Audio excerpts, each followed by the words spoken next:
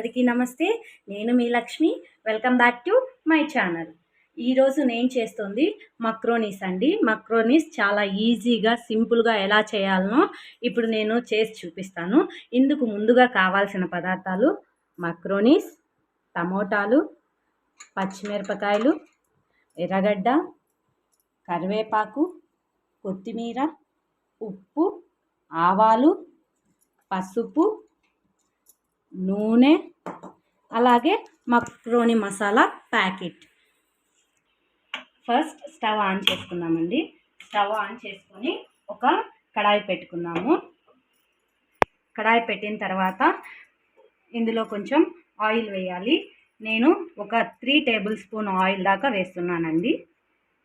Oil heat అయిన తర్వాత ఇందులోకి ఆవాలు అనేది యాడ్ చేయాలండి. ఆవాలు వేగిన తర్వాత ముందుగా కట్ చేసి పెట్టుకున్న ఆనియన్ ముక్కలు వేస్తున్నానండి. ఆనియన్స్ ఇలా రిబ్బన్ లాగా కట్ చేసుకోండి. వీటిని వేస్తున్నాను. చూడండి, ఎర్రగడ్డలు ఇలా వేగిన తర్వాత ఇందులోకి పచ్చిమిరపకాయలు వేయాలన్నమాట. వేసి బాగా కలబెట్టాలి. చూడండి, పచ్చిమిరపకాయలు బాగా వేగిన తర్వాత ఇందులోకి మనము కట్ చేసి పెట్టుకున్న టమోటా ముక్కలు అనేది యాడ్ చేయాలండి.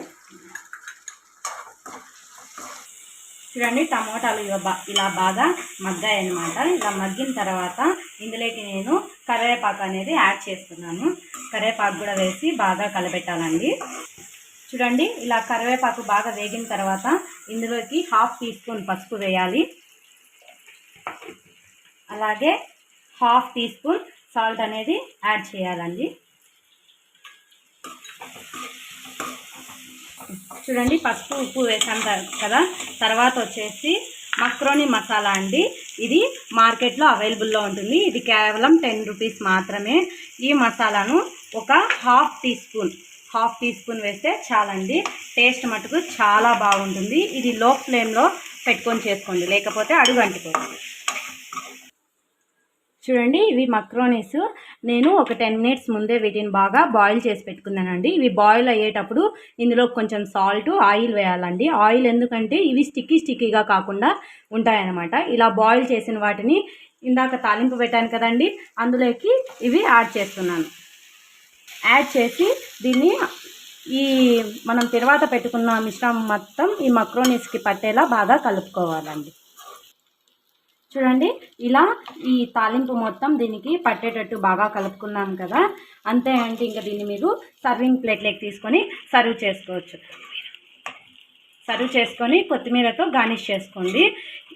ఎంతో రుచికరమైన మక్రోనీస్ ఒక 5 మినిట్స్లోనే రెడీ అయిపోతాయి. చూడండి, మక్రోనీ ఒక సర్వింగ్ ప్లేట్లోకి ఇలా సర్వ్ చేసుకొని కొత్తిమీరతో గార్నిష్ చేసుకున్నానండి. చూడండి, ఇది చూడడానికి ఎంత బాగుందో, చూస్తూనే నోరు ఊరుతుంది కదా. ఇది చేయడం చాలా ఈజీ అండి, అండ్ చాలా తొందరగా కూడా అయిపోతుంది. మీరు కూడా ఒకసారి ట్రై చేయండి.